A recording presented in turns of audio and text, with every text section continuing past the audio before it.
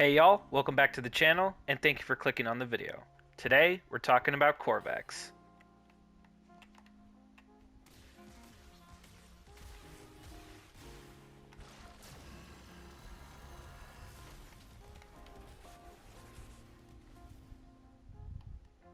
Yep. So let's quickly talk about Qorvex's skills. Passive gives 3 punch through to any weapon he's using, primary or secondary.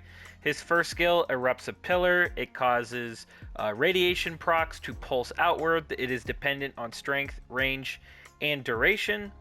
It's a very good skill. It's a kind of a small pseudo primer. It's going to be really good in the new mission type that came out with the Whisper in the Walls update. His second skill is Containment Wall, another soft CC skill. This actually interacts with the first skill in an interesting way. You'll see that it says Empowered Duration. That is whenever he hits the first skill with either his second or fourth, causing the pulse to increase in frequency, allowing you to stack the radiation procs on enemies a little quicker. So let's talk about his third skill. This is basically Adaptation on Crack. There is no limit. You're immune to all statuses. There's no range. There's no duration. The only thing that's dependent on this is strength. When you cast it, anybody in your party gets it, and as long as you and your allies are getting kills, you will always be immune to statuses. So if you're with your friends, you can tell them, hey, take off adaptation, put something else. I got you. And then finally, his fourth skill. This is basically as if Wisp's fourth skill was actually good.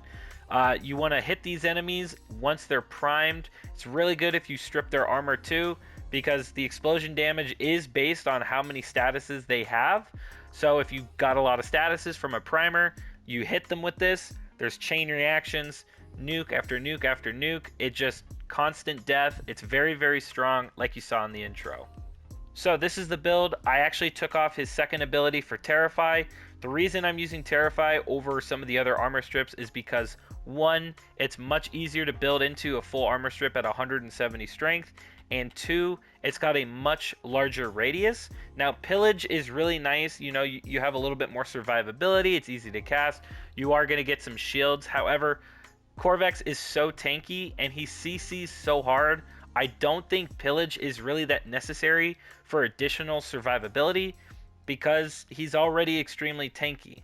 Now, I think this build is really nice. It's only 3 Forma. We do have Rumble mods. We've got Physique. We didn't change the aura. It comes with a D. Physique is really nice for him and his squad. He's going to be a tank frame. He's got 2,000 armor. We've got Arcane Blessing. He already has a decent amount of health. So, Arcane Blessing on top of that. He is unranked, however, when you have max Arcane Blessing and he's level 30, he's got over 2,000 health, he's got over 2,000 armor. You're going to be armor stripping, CCing, and nuking. He's got extra armor too with Arcane Guardian. You're going to be using your abilities quite a lot, so we have Fleeting Expertise. It's okay to nuke the duration just because the only 2 skills that have duration is his 1 and his 2. And you'll notice that at 17 seconds Terrify, and 24 seconds for his first skill. I think that's pretty good. I don't think you really need to put that much. If you're super worried about it, then you can maybe replace Transient Fortitude with just Augur Secrets or something like that. But again, if you lower it, then you're not going to have enough strength to armor strip if you copy this build. Like I said, you could use Pillage, you could use Steinaxes. It all depends on like how you want to group the enemies up, how you want to play them. I actually plan on playing them in 2 ways, pure tank, and then this one, which is what I'm using to make the video. But overall, this is the build I'm using. Now, my primer of choice is actually the Incarnate Gamma Core. Cool thing about this is in the Incarnate mode, when you fire it at the ground or at an enemy, it pulls enemies within radius towards them. And obviously, I'm going to be using secondary Encumber. That's going to apply more statuses the more times you hit them, which is going to give my 4th ability more damage. This is the build. We don't have any crit chance. We don't have crit damage. It's just status. We've even got Amalgam Barrel Diffusion because Qorvex actually has a really nice dodge animation. He's very, very fast, which is kind of surprising. We've got Primed Fulmination to pull more enemies in. We've got some fire rate. Again, we just want status. We just want to use this as a primer and slash grouping ability. Speaking of grouping, we've got Nautilus. I've talked about Nautilus a lot. He's got a really good mod called Cordon, which pulls enemies within. So you've got 2 forms of CC and grouping. Now you want to pair that with Manifold Bond. Obviously, we're going to be applying a ton of statuses, so the more enemies you kill with statuses, the more you're going to be able to reset Cordon and pull more enemies to apply more statuses to AoE Armor Strip, to AoE Nuke. And that brings us to the end of the video. Thank you so much for watching. I hope you enjoyed. Pablo never misses, man. Everybody involved with making this frame knocked it out of the park. The sound, the art, the ability design, everybody.